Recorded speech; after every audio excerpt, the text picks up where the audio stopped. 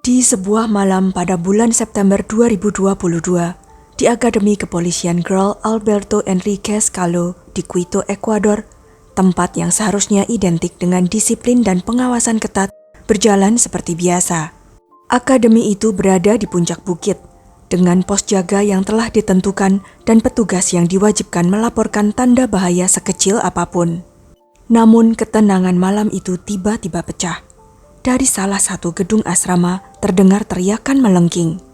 Beberapa saat kemudian, jeritan itu terdengar lagi, lebih singkat, tapi jelas dipenuhi keputusasaan. Sejumlah penghuni kamar di sekitar lokasi dapat mengenali arah suara tersebut. Meski begitu, tidak satupun keluar untuk memeriksa. Tidak ada juga panggilan ke layanan darurat. Sulit dipahami mengapa tanda bahaya yang begitu jelas tidak memicu respon. Pertanyaan itu semakin mengganggu ketika fakta-fakta mulai terungkap. Saat teriakan itu mendadak berhenti, suasana kembali sunyi. Tidak ada laporan yang dibuat dan pintu-pintu tetap tertutup. Baru kemudian diketahui bahwa satu orang meninggalkan kompleks akademi secara diam-diam, sementara satu orang lainnya menghilang. Dari sinilah rangkaian peristiwa bermula. Sebuah rangkaian yang kelak berkembang menjadi penyelidikan berskala nasional. Akademi Kepolisian Ekuador dirancang untuk melatih calon perwira menghadapi situasi beresiko tinggi, merespon ancaman, dan mematuhi disiplin ketat. Tempat ini dipromosikan sebagai lingkungan yang aman, dengan protokol ketat untuk mencegah kejadian tidak terduga. Inti dari sistem pengamanan adalah protokol akses yang ketat. Setiap orang yang masuk dan keluar harus dicatat, dan semua pergerakan direkam dalam registrasi resmi, tanpa pengecualian, termasuk keluarga staf. Tujuannya adalah kontrol penuh atas siapapun yang berada di dalam kompleks. Selain gerbang utama, terdapat pos jaga malam di dalam area akademi. Petugas seharusnya merespon suara keras, keributan tidak wajar, atau pergerakan yang mencurigakan. Akademi itu juga dilengkapi kamera pengawas, penjaga aktif, serta rantai komando yang memungkinkan perintah diteruskan dengan cepat. Secara teori, sistem ini seharusnya menjamin keamanan penuh. Namun dalam prakteknya, prosedur tidak selalu dijalankan. Para taruna yang mendengar teriakan sebenarnya berkewajiban keluar dan menilai situasi. Tetapi ketakutan melanggar hierarki lebih dominan. Bagi taruna berpangkat rendah, bertindak tanpa perintah bisa berujung sanksi disiplin. Akibatnya banyak yang memilih tetap diam. Hasilnya, sistem yang dibangun untuk melindungi justru gagal. Bukan karena teknologi, melainkan karena kelalaian manusia. Tidak ada respon terhadap tanda bahaya yang jelas. Pada malam itu, seorang perempuan memasuki akademi melalui gerbang utama sesuai prosedur. Ia melewati pemeriksaan awal secara resmi. Namun setelah itu, pengawasan melemah, membuka ruang bagi situasi berbahaya berkembang tanpa campur tangan siapapun. Perempuan itu adalah Maria Belén Bernal, seorang pengacara ternama dari Quito. Maria dikenal luas karena kiprahnya membela perempuan dalam kasus ancaman, tekanan, dan kekerasan dalam rumah tangga.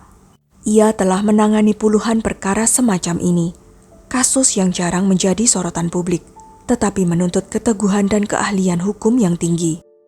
Maria piawai mengelola bukti, menyusun pembelaan, dan bertahan dalam situasi yang membuat banyak orang mundur. Di luar pengadilan, ia menjadi suara bagi mereka yang selama ini tidak didengar. Melalui akun TikTok-nya, Maria menjelaskan prosedur hukum dengan bahasa sederhana, membantu para penyintas memahami hak mereka dan menghadapi ancaman di dunia nyata. Yang membuat Maria menonjol bukan hanya keahliannya, tetapi keberaniannya mengambil kasus-kasus paling sulit dan syarat emosi. Hal ini menjadikannya figur terpercaya di komunitas perempuan. Tempat keheningan seringkali menjadi pilihan karena rasa takut. Di rumah, Maria menjalani kehidupan penuh tanggung jawab. Ia membesarkan putranya, Mike, yang berusia 13 tahun, sambil merawat neneknya yang lanjut usia. Di tengah jadwal kerja yang padat, Maria tetap memikul sebagian besar urusan rumah tangga, berusaha menjaga keseimbangan tanpa mengorbankan salah satunya. Rekan-rekannya menggambarkan Maria sebagai profesional yang tetap objektif di situasi emosional. Sahabatnya menyebutnya sebagai sosok yang tidak gentar menghadapi kesulitan dan selalu menuntaskan apa yang ia mulai. Ia dihormati di dunia hukum dan dikagumi dalam kehidupan pribadi karena keteguhan dan kehangatannya. Menjelang kepergiannya, tidak ada tanda bahwa Maria berada di bawah tekanan luar biasa atau lengah. Ia memahami sistem penegakan hukum, cara kerjanya, serta resiko yang menyertainya. Namun, bahkan pengalaman itu tidak mampu melindunginya dari apa yang terjadi pada malam ia memasuki akademi, tempat yang seharusnya menjamin keselamatannya. Suami Maria bernama Letnan Jerman Fernando Caceres. Ia adalah perwira polisi dan instruktur di Kepolisian Nasional Ekuador. Jerman tinggal di kompleks akademi, mengajar pelatihan fisik, dan dipercaya sebagai sosok yang mampu menjaga ketertiban. Jabatannya memberinya pengaruh besar. Bagi para taruna, ia adalah atasan yang penilaiannya berdampak langsung pada masa depan mereka.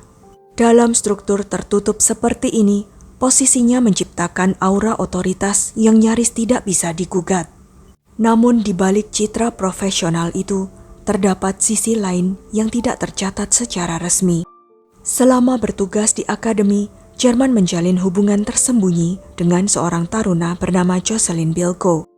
Hubungan antara instruktur dan taruna jelas melanggar aturan dan berpotensi menimbulkan sanksi, sehingga dirahasiakan. Ini bukan sekedar urusan pribadi. Hubungan tersebut menciptakan konflik kepentingan yang serius. Seorang pria dengan kekuasaan menjalin relasi dengan seseorang yang bergantung pada keputusannya. Perpaduan antara otoritas institusional dan ikatan personal tersembunyi inilah yang kelak menjadi salah satu elemen kunci dalam penyelidikan. Bagi Maria, Jerman adalah suaminya, seseorang yang ia percayai. Namun di dalam akademi, ia adalah figur yang jauh lebih kompleks, dengan ketegangan tersembunyi yang akhirnya meledak pada malam kejadian. Tanggal 10 September 2022 menjadi awal rangkaian peristiwa fatal. Hari itu, Jerman mendapat izin meninggalkan akademi dengan alasan menghadiri pertandingan. Kenyataannya, ia justru pergi ke pesta taruna. Alkohol, hilangnya kendali, dan kebersamaannya dengan Jocelyn Bilko membuatnya melewatkan jadwal dinas. Yang mencurigakan, ketidakhadirannya tidak pernah dilaporkan. Petugas jaga tidak mencatat absensi yang terlewat. Saat Jerman kembali ke akademi, sepeda motor yang ia kendarai bersama Jocelyn mengalami kecelakaan ringan di gerbang. Insiden itu disaksikan petugas keamanan, tetapi tidak ada laporan maupun permintaan klarifikasi.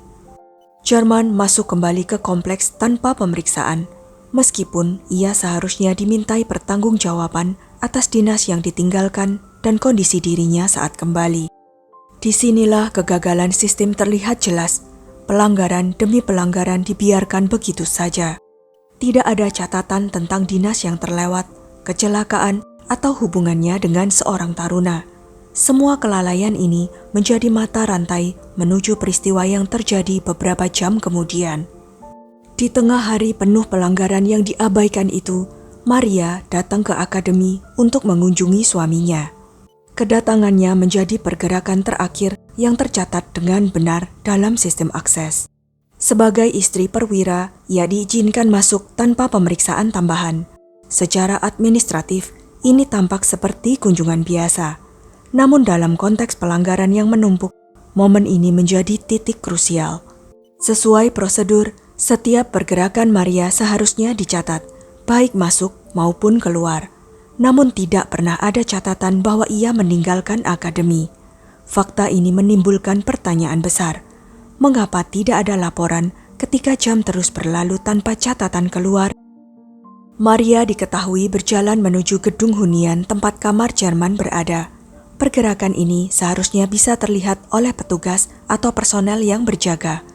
Waktu kedatangannya tercatat, tetapi setelah itu, sistem pengawasan seolah berhenti bekerja. Maria masuk secara resmi, namun tidak ada mekanisme yang mencatat bahwa ia pernah keluar. Sebuah tanda awal kegagalan serius di dalam akademi. Apa yang terjadi setelah itu diketahui dari kesaksian para taruna. Larut malam, beberapa orang mendengar pertengkaran keras dari kamar perwira tersebut. Salah satu saksi mendengar teriakan tajam yang jelas, bukan suara biasa. Yang lain mendengar suara benturan, tetapi menganggapnya sebagai teguran disiplin antar atasan dan bawahan, sesuatu yang dianggap tidak perlu dicampuri.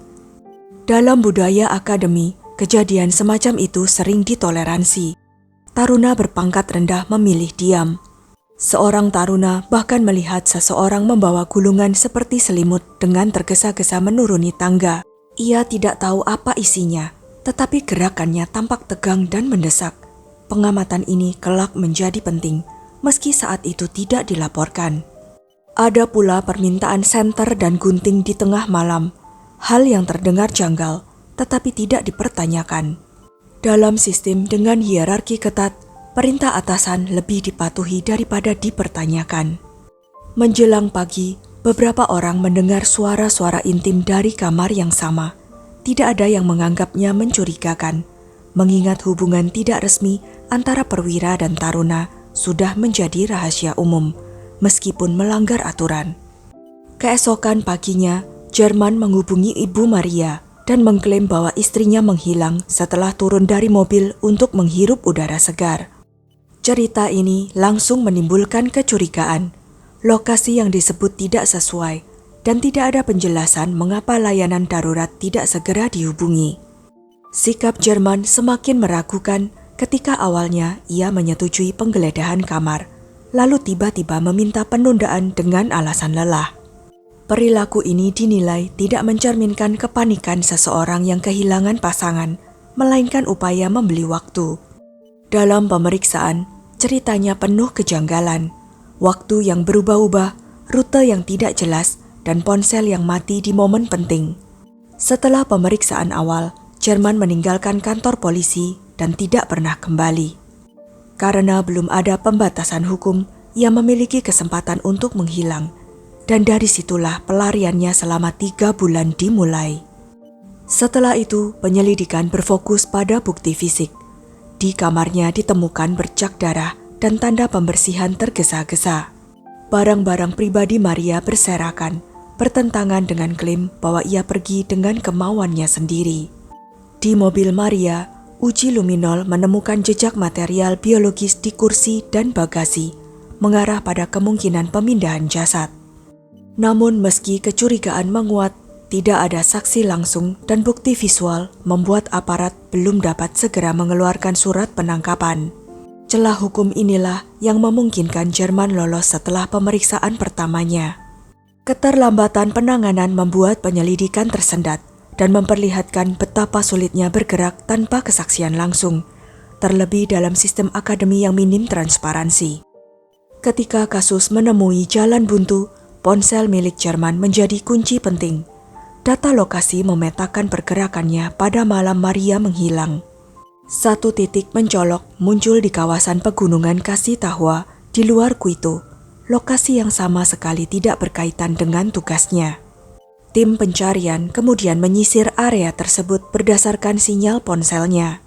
Terobosan pertama terjadi saat ditemukan kantong plastik hitam berisi pakaian dan barang pribadi Maria, mengkonfirmasi bahwa Jerman berada di sana setelah istrinya menghilang. Pencarian berlanjut dan beberapa jam kemudian, dengan bantuan anjing pelacak serta tim forensik, jasad Maria ditemukan di sebuah jurang. Lokasinya selaras dengan data waktu dan pergerakan dari ponsel Jerman. Meski sempat terhambat, kombinasi pelacakan digital dan pencarian fisik akhirnya mengungkap kebenaran. Reaksi publik pun meluas. Di Quito dan kota-kota lain, protes pecah menyoroti kegagalan sistem dan kesalahan serius dalam penyelidikan. Pemakaman Maria dihadiri banyak orang, bukan hanya keluarga dan kerabat, tetapi juga masyarakat yang melihat kasus ini sebagai simbol rapuhnya perlindungan bagi perempuan di Ekuador.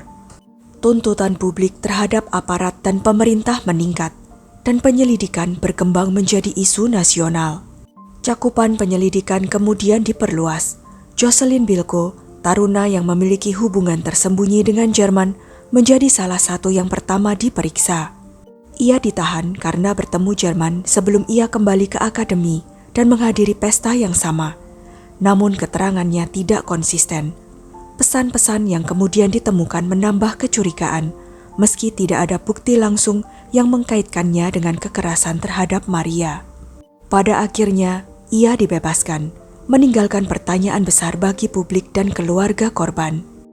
Nama lain yang disorot adalah Alonso Camacho, kenalan Jerman yang diduga membantunya setelah Maria menghilang. Penangkapannya didasarkan pada pesan-pesan dan dugaan keterkaitan dengan barang di lokasi pencarian.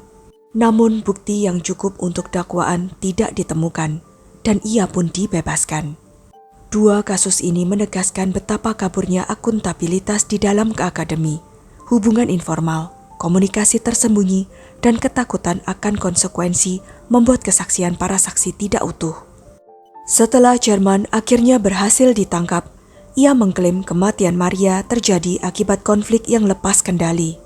Ia mengakui adanya pergumulan, tetapi menyangkal niat melukai dan menyebut tindakannya setelah itu didorong rasa takut.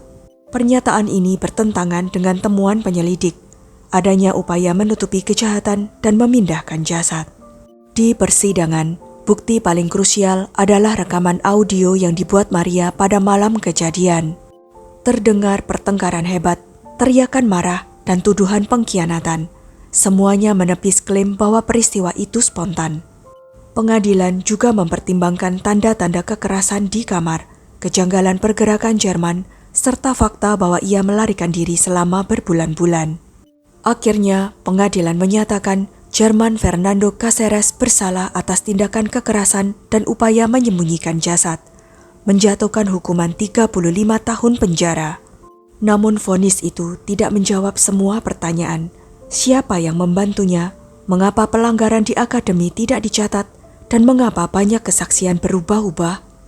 Ibu Maria menyampaikan di pengadilan bahwa hukuman tersebut tidak menyembuhkan luka, karena sistem yang memungkinkan tragedi ini terjadi tidak pernah benar-benar dimintai pertanggungjawaban.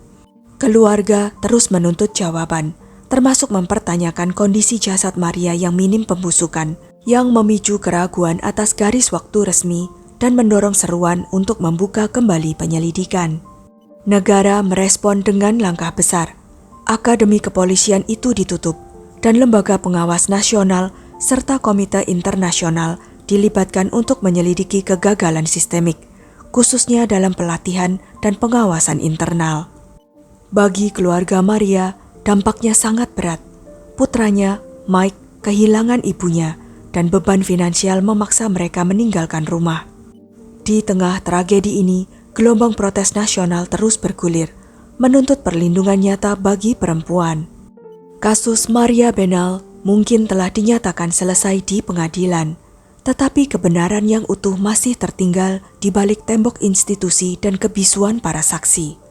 Di balik vonis dan angka lamanya hukuman, ada seorang ibu yang tidak pernah kembali ke rumah, seorang anak yang tumbuh tanpa pelukan terakhir, dan sebuah sistem yang gagal melindungi orang yang justru mempercayainya. Selama pertanyaan-pertanyaan itu dibiarkan tanpa jawaban, nama Maria akan terus menjadi pengingat bahwa keadilan sejati bukan hanya tentang menghukum pelaku, tetapi tentang keberanian untuk membuka seluruh kebenaran, apapun resikonya.